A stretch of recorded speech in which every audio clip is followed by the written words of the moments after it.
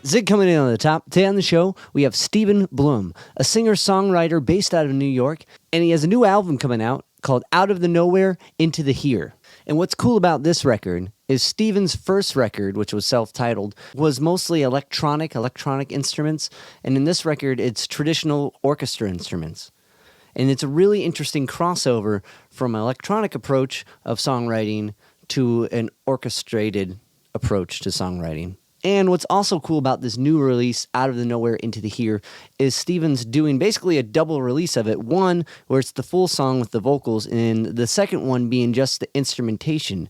Because the instrumentation on all these songs are very, very lush and beautiful, and he does like a reharm and like adds more instruments and does a whole other version of it, of just an instrumental version. So this album's coming out in twofold, and it will be available on all streaming platforms on April 19th. We're going to listen to a tune. This is a song called There Was a Light.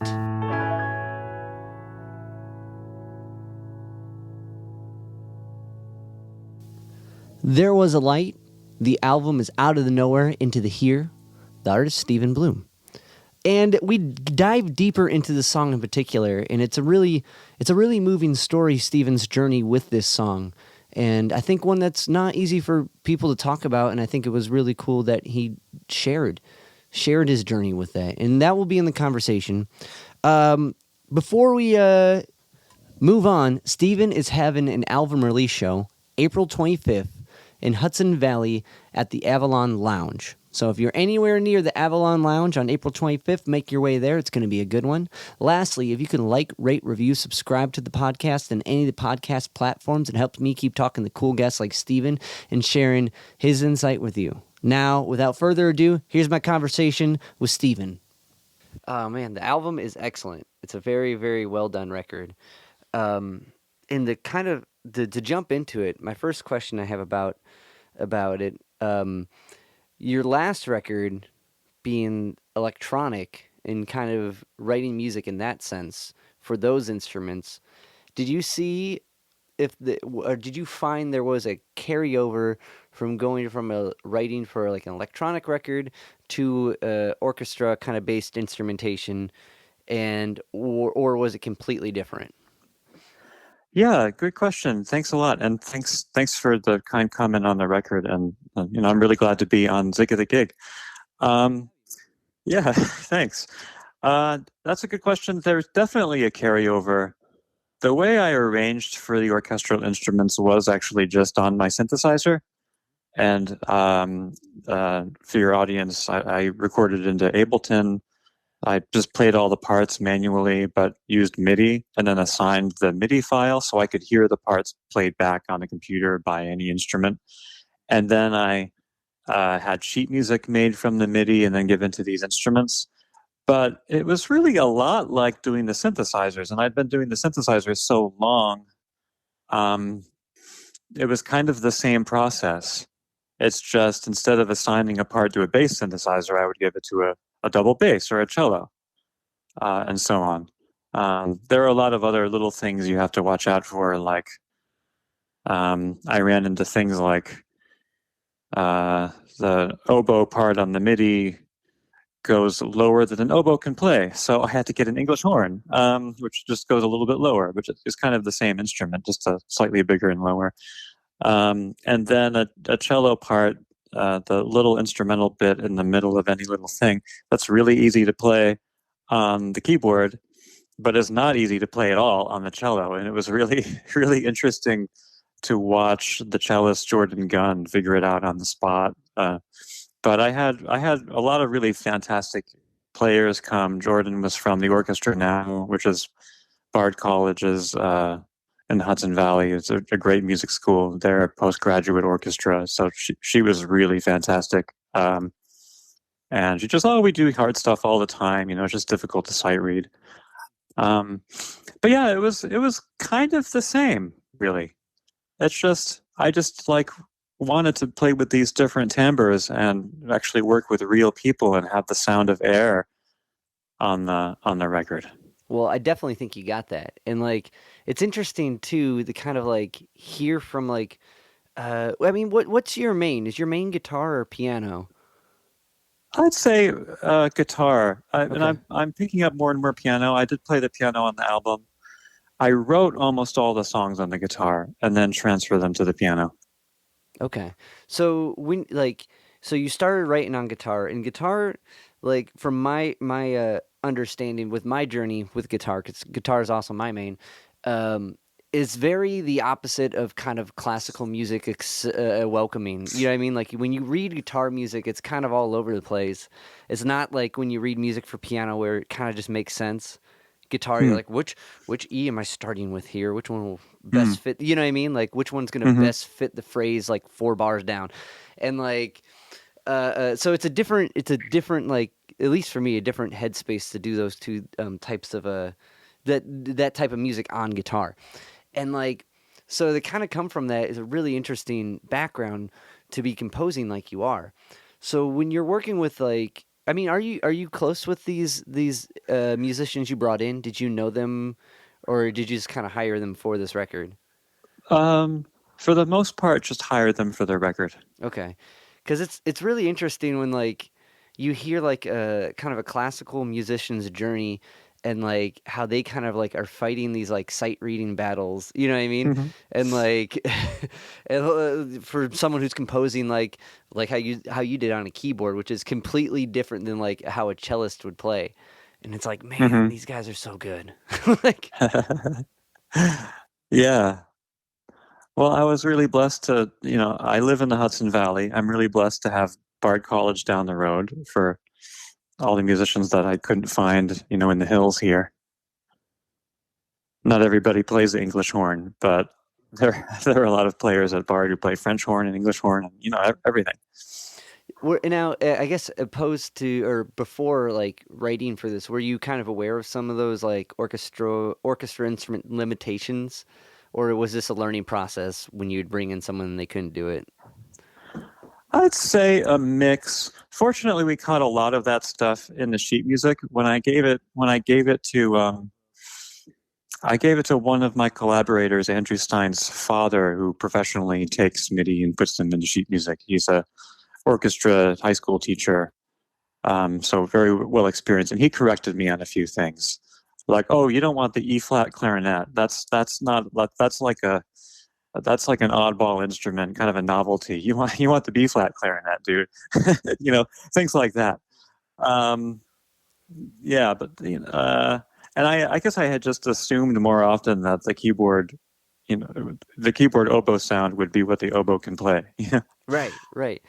That's it's also fascinating too with like how when you score something out in Ableton, how it kind of writes it for you, like it writes the sheet music for you. Did he have any like feedback on like, oh, it's really written like this, you know?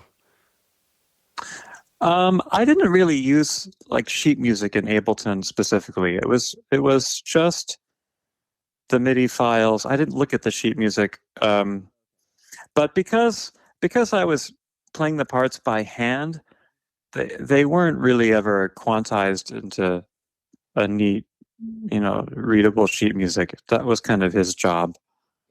So yeah, it's a little different from like writing sheet music in Ableton, I think, because I wasn't even trying to do that. Because the hand is never gonna, the human hand is never gonna play everything exactly in time. The sheet music timing comes out really awkwardly, uh, not on the beat, and so his job was kind of cleaning all that up. But that was kind of understood from the beginning. That's cool though. It's still like one of those like processes where now it's like something that may have been completely done internally for you, coming from like the electronic kind of back, at least last record, in branching out to other people like this, because that's like a whole step before you even start making it to have someone kind of like proofread your you Hmm. know what I mean your draft. Yeah, sure. Now, was that like kind of like was this record in particular? I mean, aside from just instruments, like in reaching out to all these musicians, was that kind of a big part of it? Was reaching out to more people and working and collaborating with more people? Yeah. Um, I've worked by myself for so long. I've run up against a lot of limitations about just being by yourself. Um, for one thing, it's harder to get music out there when you're just one person. Every time you bring somebody else into the team, it's a recipe for maybe more things to go wrong, scheduling conflicts, reliability issues, um, but also you bring in more people who care about what you're doing. And so you can spread that out a little bit more. So that's really nice. And just like exchanging ideas and feedback and um, yeah, for this project, it kind of kept blossoming. As I started connecting with the musicians, I thought, oh, I don't have to stop here. I can start adding an oboe part or a French horn part. And then, geez, I should go back and add more bass clarinet. So I kept kind of editing it and evolving it as I realized what opportunities I had working with more of these musicians. And it became a little bit more elaborate and lush because of that. That's awesome. That's definitely like I agree with what you said. Once you like even just have someone in like a band of two people, it feels like someone else has got your back when you're going against the world, and like that's like an irreplaceable kind of support. Um, so I can see why that kept growing. Yeah, I'm thinking about it now because now that I'm done working with the musicians and back to getting the album out. It's mostly just me trying to get it out again. And it is really a struggle. Okay, You yeah, know? that's someone's always gonna take the lead. Someone's always gonna drive the van. You know what I mean? Yeah. Like, I totally relate to that. Oh my god. Um, but okay, so let's kind of like I guess as far as your songwriting is really really particular, and how you involve these classical flavors into songwriting, especially on this record. And I even noticed it a little bit on the last record. It's really particular and really cool. Hmm. Um, Now, your brother, or was it your brother or your sister, introduced you to Bowie and Lou Reed, right? Yeah, actually, both of them. It Okay. was my sister's David Bowie CD I borrowed when I was like 13 or 14, and my brother had given me Lou Reed's Transformer for my Nice. 13th birthday, which was quite a present. Um, yeah, so it's nice to have older siblings sometimes. Right, right. Some Well, now, so I get starting from that, you're kind of diving into a very unique voice in each one of those musicians. Um, did I guess kind of tracing your songwriting history? When did you start like writing? Was it from Bowie and Lou Reed, and like did you pick up the guitar from that? What's this kind of journey look like? Well, honestly, I was kind of wired with something that made me want to create songs, even just on a toy drum I had when I was like 3. Uh, and then later on drum sets, like I stayed at my mom's friend's house once when my mom was away, and she had a drum set, and this was when I was in 3rd grade, and I was writing songs on the drum set. And then I remember going to school all day, excited to come back and play the songs I'd written on the drum set. Not really ever understanding a drum set isn't really used to write songs typically, But I had the drums all planned out a specific way to play them in order, and then I remembered that and played it again for everybody for my mom when she came. um, I remember writing songs for like my 2nd grade class and singing them. Later on, I found out my siblings did that too. Um, and then I also got a guitar. My dad and stepmom got me my first guitar when I was 14 or 15. Then I got an acoustic guitar, and I guess then I was really writing songs more. Um, I started performing out in college when I went to Temple University in Philadelphia. First at the open mic there on campus, and then around West Philadelphia and downtown Philadelphia. And that's when I started writing things that I would still be proud to perform today. The second grade jam? Come on, man! Like, Yeah. there's something to that kind of early like boundlessness songwriting like lesson, knowing that it Hmm. can be anything and like there isn't a form and it's just you can write like on a drum set. Like, yeah, I think it's a really like kind of unique freedom and experience to have that at the very beginning for you. Well, thanks for saying so. And yeah, when I was writing songs, I don't remember the songs, but I remember that they were really loose, had no real structure when I was 13 and 14 and wanted to play in a band with my school friends, bringing songs to them. I didn't really know anything about the structure. I remember also listening to the radio as a kid and just whatever hit radio was on in the 90s and being really bored during the verses and then really really excited when the big chorus would come in. And I remember thinking, why can't the whole song be be that exciting? So I guess later I just started to pay attention to each moment of a song, and they all, a lot of them are really fluid structurally. I kind of I kind of have to and I do intentionally sometimes think I'd like to write a verse chorus verse bridge chorus song just as an exercise. So everything is better now that you're around, I think, is one of the few songs on the album that has a kind of a standard pop song structure. Yeah, I noticed that, like, and also, I mean, also kind of, I feel, but that structure for that message kind of fits well. You know what I mean? Hmm. Like, it's a comforting song, and delivering that what you're trying to say to this individual in that in that song. I think that makes sense. That would kind of the structure would relate to that. Sure. I was gonna say, but that's super interesting. That's even just as like a high schooler to notice that, like, hey, these choruses are sick, but these verses, I never remember what they say. Just get to the. You're right. That's a like real interesting because I think we all experience that to some degree when we listen to music. Like this part of the song, that's what I remember.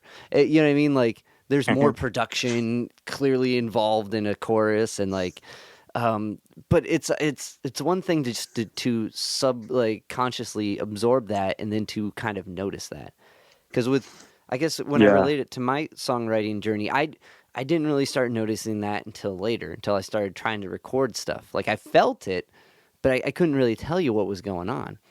Um, but okay, so you start playing guitar and you're playing in like rock bands. What was it in 13, 14? Was it like cover groups where you like you're pitching songs to them, but were you guys doing that?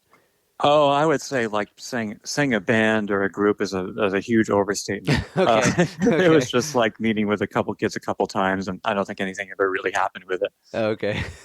But still, those first couple, like, oh man, we got multiple people here and we're all supposed to get together.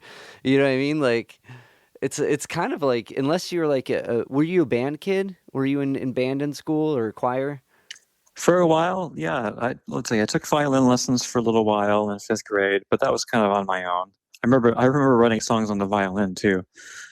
And then yeah, I kind of stopped that in part because I was going to pick up the drum, and which was just a snare drum for a fifth or sixth grade kid. So I did that for a few years, and then I was in junior high chorus as well. Okay. All right. So you had, so that's kind of like a vast, like, different, you're getting exposure to a lot of different things. Hmm. Because violence tricky, man. Yeah. But so with choir, like, and I guess as far as your singing journey too, was it clear when you were doing choir in school that like you're like I have a spot, I know what my range is, I feel like I can deliver. Hmm. Uh, I haven't really thought about it in a long time. Uh, I guess so. Yeah, that's Yeah, all. I'm sorry to not give a great No, it's answer. fine because it's a weird time in our lives, right? And we're trying to figure out what we want to do and who we are, and like to be like to be confident that I have a voice and I can write my own songs. I for me took a while to accept that I could sing and get better at it. You know what I mean? Like Hmm. it was a tiered thing, and like I always wanted to be good at it, and I'm still working really hard to be okay at it. You know. But it was like it wasn't a thing like I knew clearly. And when I was in, because I did choir in middle school, but I always like pretend to sing. I was like one of those, like, "Oh," you know. Hmm. um, but there'd be some kids there that just knew they can do it, and I was like, that's cool. So you know what I mean? Like, I see. you know what I'm That helps saying? because as a contrast, I would say, yeah, I was probably singing out, and it was part of my, yeah. I think I was a pretty confident singer in the group. I don't know. I'm friends with my old teacher, Mr. Zimmerman, on Facebook. Maybe I'll ask him if he remembers. That's awesome too. That's cool. Like, I have a couple high school teachers I stay connected with. One of which who also has a Z name too, Zrenner. Whoa, cool name. Whoa, yeah, yeah. Zimmerman's pretty cool too, though. Man. So Yeah. anyway, so you're getting to college, and then you're starting to hit the open mic night scene. And for me, the open mic night scene in Cleveland, Ohio, was very, very impactful and very important, and something I Hmm. still try to give back to today. Um, Now in college too, it's an interesting like because I ran a couple college open mics, and like when I was in college, and like you get an interesting like kind of array. There's like a rush of people who have time to do it, and it's like this beautiful blossoming like event, and everyone's being Hmm. super supportive. Then midterms come, they all disappear. um, but like as far as like getting your songwriting and getting out there as a performer, um, was this more of like kind of closing the rope near what you wanted to do, like what you're doing now? Yeah, I'd say so. I was doing my own songs then, occasionally with a few people I played with briefly in college, um, and really just getting my first sea legs as a performer. I remember it was such a big deal to do one of my songs in front of like 20 people or 30 people at this open mic that I was sick to my stomach all the day previous, unable to sleep well all night, sick with nerves all day, get up and just give the song my best and then be really sick for a few more hours. Just a huge, huge deal for me to go out and perform in front of people. But it gave me my early experience of what it was like to be up on a stage, a really valuable thing. And now I still get nervous, but I'm much more comfortable and kind of able to feed off that nervous energy and maybe adrenaline and channel it into a stronger performance. I definitely think it's a good thing the nerves never go away. Like it's always a good thing to be kind of shook by it because it keeps it alive and keeps you like, especially if you do a new thing. It's like you get something that worked. I guess going Yeah. through those mic nights, did you start to notice songs that you wrote at that time that really worked? Um, uh, I wouldn't say I noticed anything specific from the open mic. It's such a hodgepodge of different characters who may be into a completely different scene. Uh, it's not necessarily they're there to hear my kind of music. They're there to do with their own thing. Um, so I would say I picked up more about what songs worked and what didn't, just from feedback and getting them around, and maybe starting to do other shows. Gotcha. Yeah, So I guess how long did it take to go from mic nighting to like gigs? Because this was in Philadelphia, right? that's right. Okay. Let's see. I started doing my first gigs. I did a show off campus my second year. So I started doing the open mics right away. My first year. My second year, I did a 3 songs at a Monday night cabaret at the old Khyber Pass pub, um, and that was almost an open mic night, but it was downtown, in a popular music venue. That went well. And then somebody who's still a really good friend of mine today, Rich Wexler, he runs Vintage Annals Archive on Instagram, and he's acting as my manager now. He saw a picture of me on MySpace way back. I miss MySpace. I don't know why we left it for Facebook. I still don't know why. It was great. I know you could play your one song. You can. But he saw a picture of me, and that was kind of glammy, and he thought I'd like to book this guy just based off the picture. So I started doing shows out in West Philly at different cafes, and and from then on, just a whole bunch of shows all over Philly. But yeah, it's nice to still have that connection with him. That was that was pretty soon after the start of my second year that happened, I think. Okay. That's awesome. Like, because that's, as someone who kind of runs Mike Nights, like the one thing you want to happen is to see someone find themselves and then go do it, you know, or see two people hang out and then that guy's the bass player and that guy, you know what I mean? Like, and Hmm. she's a singer and now they're gigging. Like that's the goal of the Mike Night, is to have that kind of dirt, that soil that the plant of the artist can grow out of. So. Oh, it's a beautiful thing. You sound like a really generous person, and really, I'm glad that you're in that role, helping that happen. Well, thanks. I appreciate it. Um, what I played. So my band, we've played in a Philly a couple times. We played in a Connie's Rick Rack. Have you ever been there? I don't think so, That's but though I south should say I side. haven't been in Philadelphia in the Philly scene for a little over a decade. I've been up in the Okay, Hudson Valley for a while, gotcha. Okay. And the other place was but the but Grape yeah. Room. The Grape Room. I don't Um, think I know it. I forget where that one was. But anywho, the both were cool venues. That's why I was bringing it up. I'm like, one was by Pat and Geno's. The Funny, uh-huh. yeah, yeah. Okay, so anyway, so you're out there and like, is that when you start writing on your own and like composing like digital, like with these digital instruments and working on that type of music, or is this kind of just a cluster of everything happening at once? When I was doing those early gigs in Philly, Yes. yeah, I would say uh, the stuff you're hearing me put out now is sort of a continuation of that. It's just I was using much more primitive tools back then, and no budget to speak of. Just putting songs together with the best way I could on what I had. And like, I guess, did you like, because just even like how you brought up like at a younger age being able to hear the difference of a chorus and a verse, was song structure something that came to you, or is this something, did you study like songwriting like during this kind of like formative period? I never formally studied music, um, other than that Mr. Zimmerman. I had a course with him and a course in college. Not much stuck with music theory. And I did take a pop songwriting course at Temple University, but I wouldn't say I really got a whole lot out of it, just sort of practice.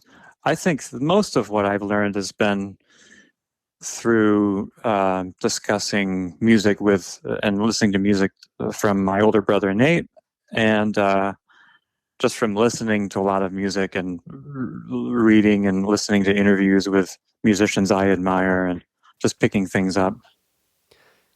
Was it like, that's pretty profound, because when I listen to your stuff, I'm like, this guy knows something. You know what I mean? This guy's composing, like this guy's thinking theoretically in some things here.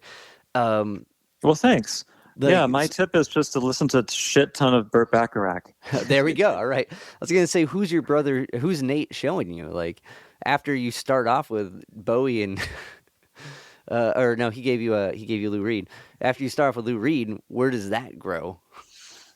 Sure. Well, I was a huge Velvet Underground fan and a fan of Warhol's Factory scene, and as a teenager. And I'm from really rural upstate Pennsylvania.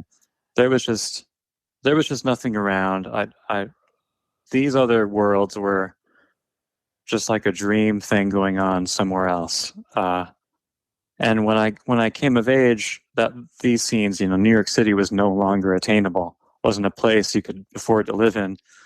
Um, and the scene up in the Hudson Valley is about the closest I can come to that now. It's really a great place up here. Um, let's see. Um, Probably an example that was set largely by Nate, and but I think just my own natural taste too are kind of all over the place. Like my other members of my family are like that too. Like they're not really limited by specific genres. It's just what good music is out there. It takes many forms, and for me, For me, so much of it is just words, melody, and harmony, and a lot of genre and type of music just has to do with whether you used a banjo or a synthesizer to arrange it. You know, it's just kind of all the same stuff. Whether it's like classic country, which I love, whether it's Irving Berlin or Burt Bacharach or post punk or whatever, it's all the same stuff to me. It's just those different timbres. I think that's well said. Thanks. Um, does Nate play? Is he is or your sister? Is there any other musicians in the family? Yeah, my sister plays trumpet. She's always played trumpet in band, and she still plays trumpet in a community band at Temple University. My brother was a songwriter and frontman for many bands is in the Boston area. For the past decade or so, he's been a gay nightlife DJ in Boston and Provincetown. And he's also producing music, and he helped me a good deal with the new album with engineering feedback and whatnot. That's awesome. That's a super cool like way to have a relationship with like your brother or siblings when you're all like working on your own thing like that, and he can like do the older brother.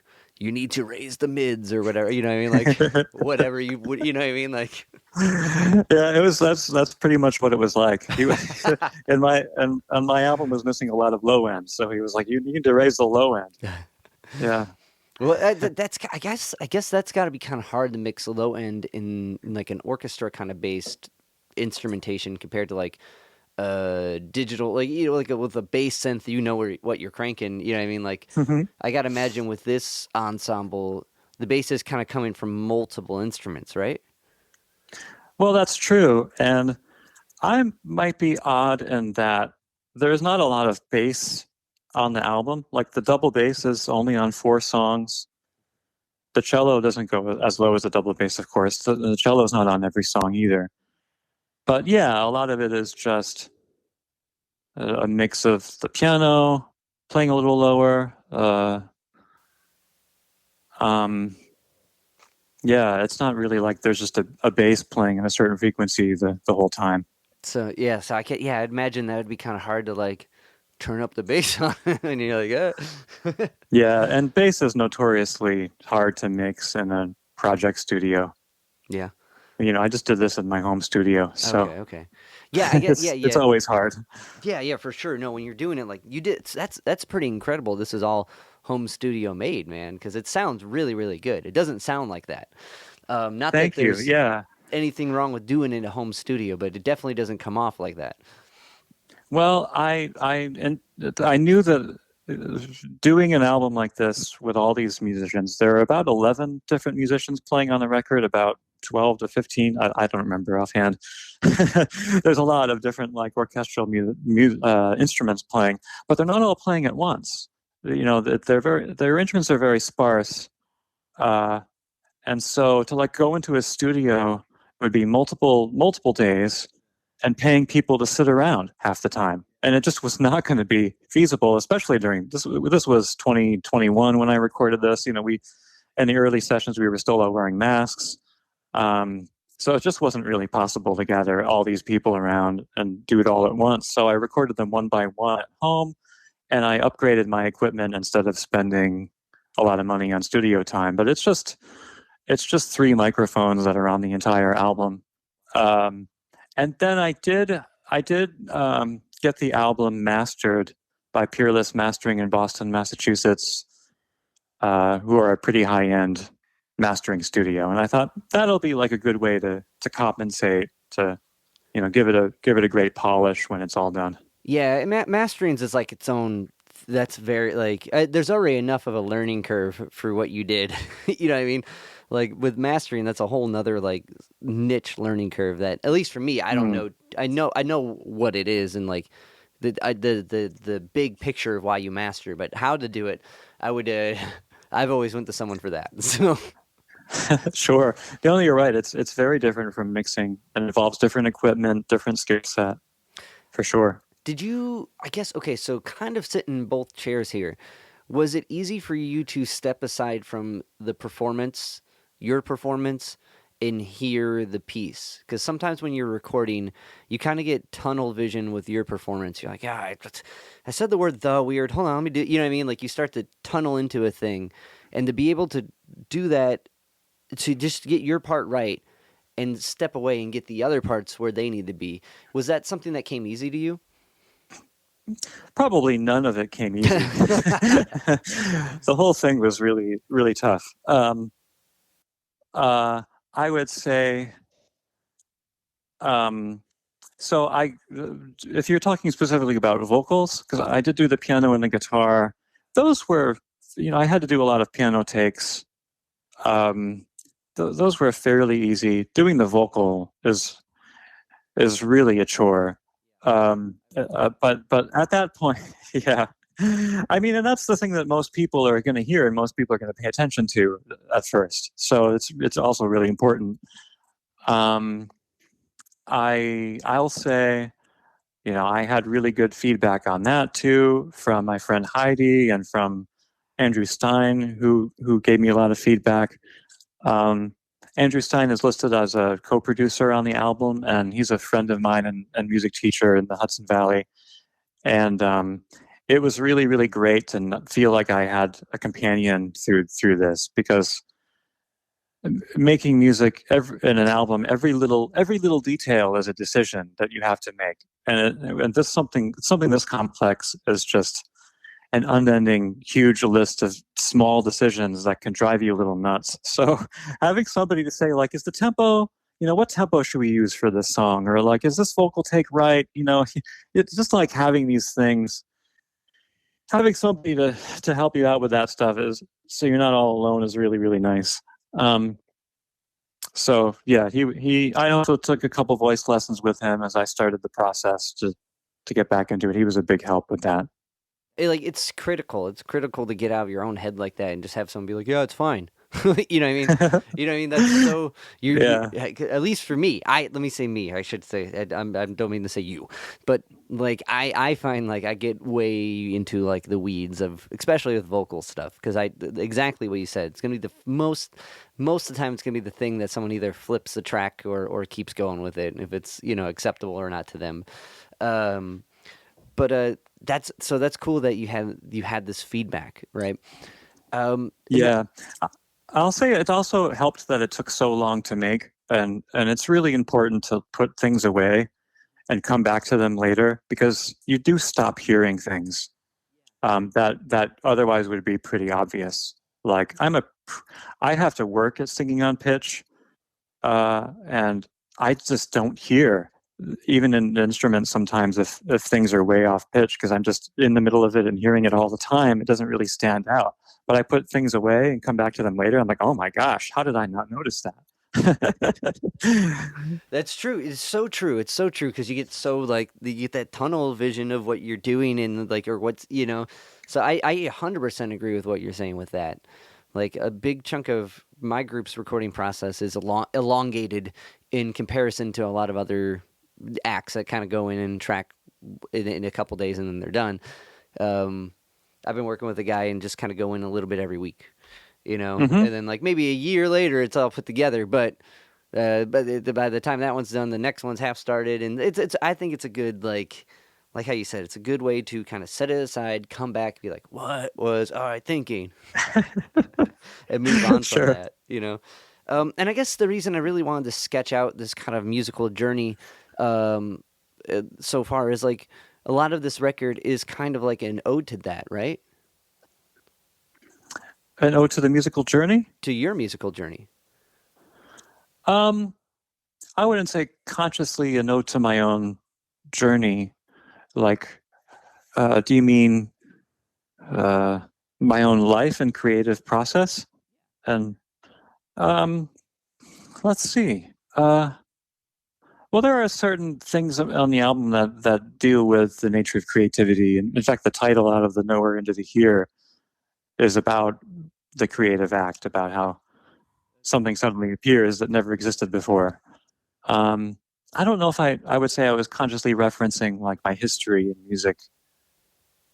Uh, like my journey exactly. Is that helpful? Yeah, no, for that's your experience, man. No, I totally like you know what I mean. Sure. Like just kind of going off the title and some of the digging into you a little bit. It kind of seems like it's a celebration of that or an ode to your creative journey and what music meant to you and to where it's at. Like and then what came out of it, which is this record.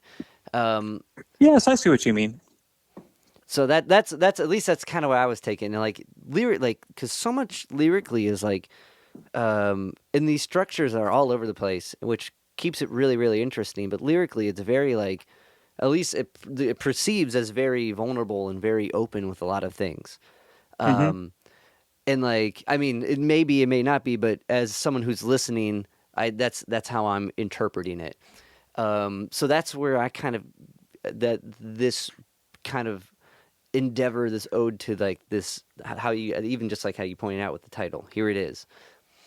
Um, But anyway, I guess another tune I wanted to ask about in particular, or no, let me phrase it like this: with the act of singing and kind of working to be on pitch, and like that's something I also work really hard to do, like, um, but it's the practice of like breathing and like kind of just there's this whole aspect of that and like you also do Kundalini, which is a very particular breathing based yoga, correct? No, I don't really do Kundalini or yoga in particular. I had an accidental Kundalini awakening, the actual feeling of electricity going up my body, which is the experience I describe on There Was a Light. But it's not. I'm not actually a practitioner of any particular thing. But it was so Yeah. what can you dive into what brought that experience like?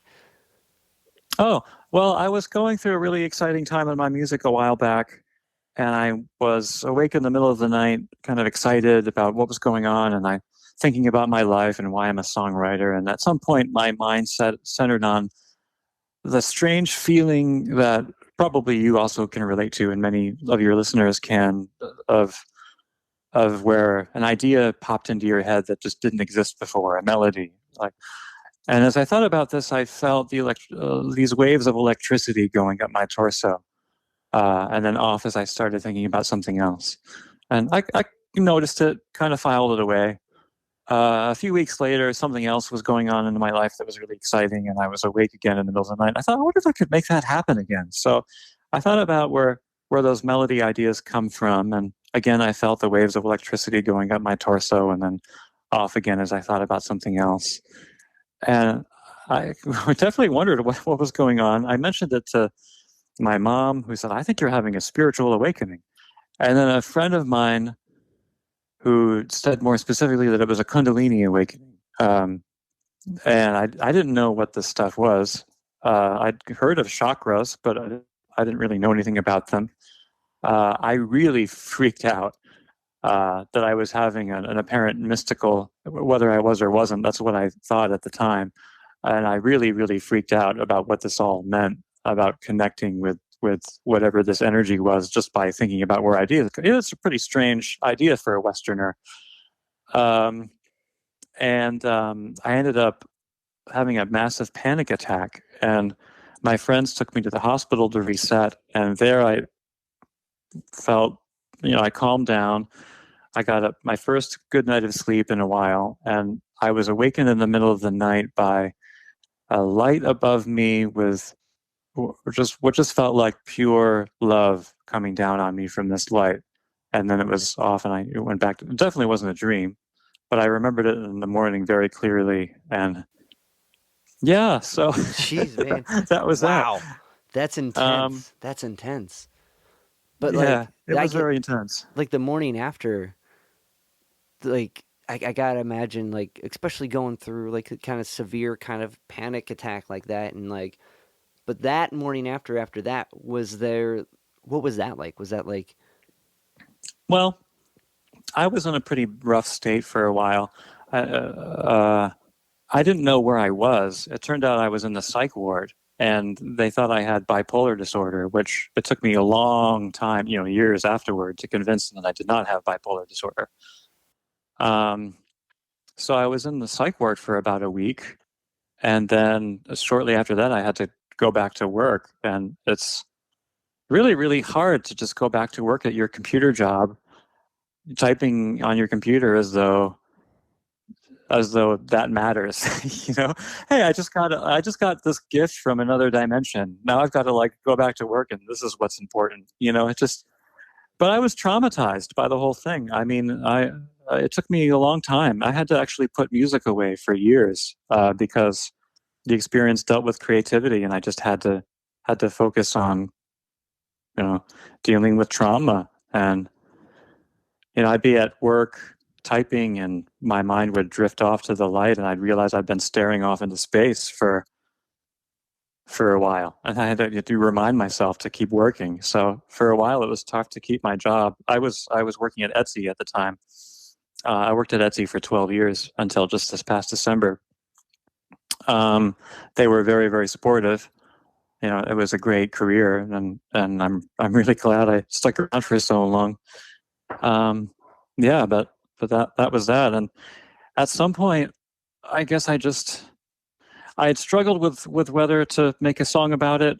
But I realized, I'm a songwriter. I write about stuff that comes to mind. It was always on my mind, so it just kind of came out, and that's what came out.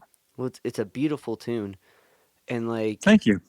I appreciate you sharing that experience, because that's a super intense experience.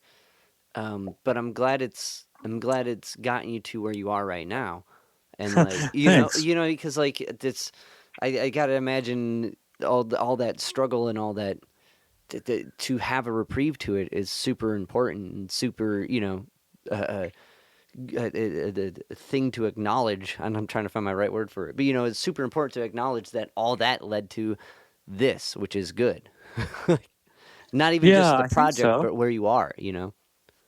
Yeah, I feel the best I've ever felt in my life, uh, mentally and physically and creatively. Um, I'm having a good time, So I guess it is good. It's good, man. It's good. You got this. Thanks. um, Yeah, thanks. well, okay, Steve. I really appreciate your time. I got one more question I want to get into with. I saw recently, and I think you noticed because I added you on Instagram earlier today. Even though I think I followed you a week or so ago with the other profiles. But you did gigs with Charming Disaster, and like, or Yeah, did who you a had on your gig. show? Sure. Yeah, yeah, and those guys are awesome. How Yeah. do you know them, or like how did that come together? So, Elia from Charming Disaster is involved, like an employee with the Bindlestiff Family Circus, That and checks out. they are based in Hudson, New York, which is where I live.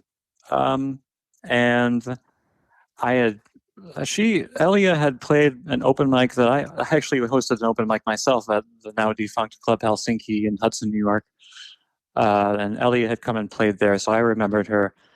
And I knew her, I think, maybe a little bit through the Bindlestiff. And then the Bindlestiff asked me if I might be interested in playing with them in a Hudson gig. So this was actually, I think it might have been the first summer of the pandemic that we did this show together at an outdoor venue set up in a parking lot on a stage with the audience, 6 feet, the audience, outside, but all masked, all sitting very, very far from the stage, all sitting 6 feet apart from each other.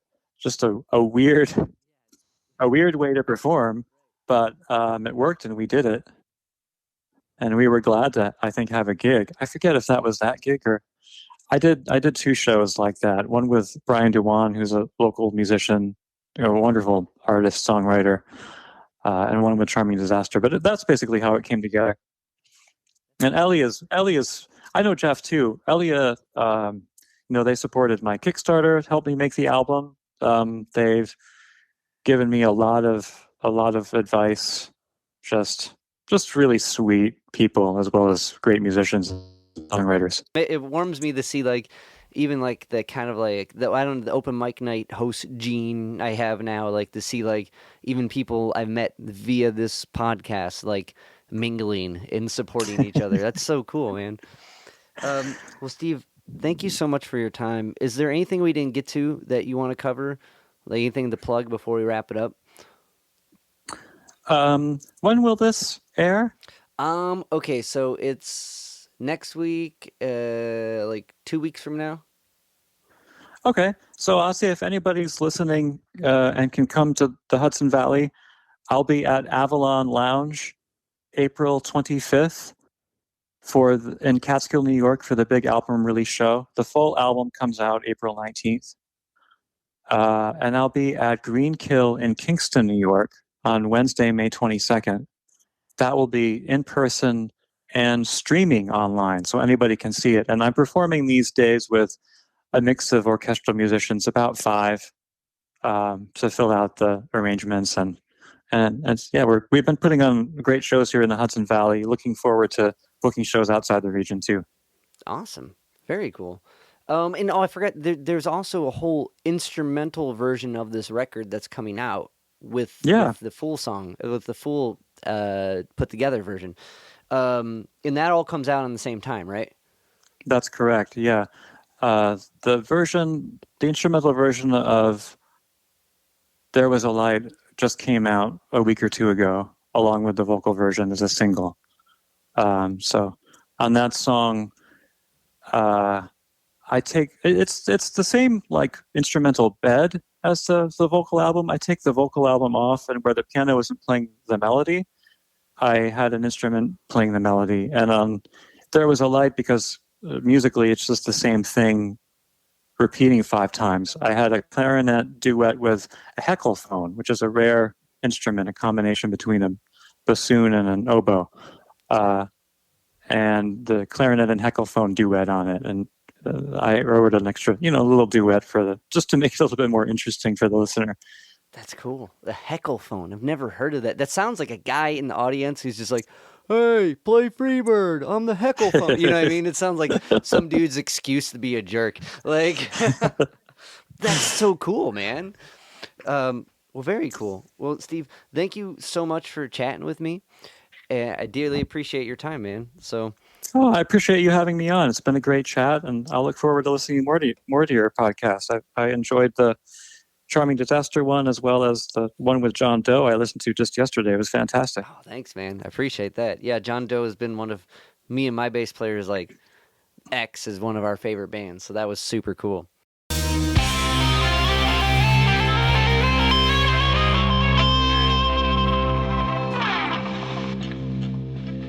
Yo, Spike Spiegel here. You just listened to Zig of the Gig podcast. Keep riding the bebop. See you, Space Cowboy. Bang.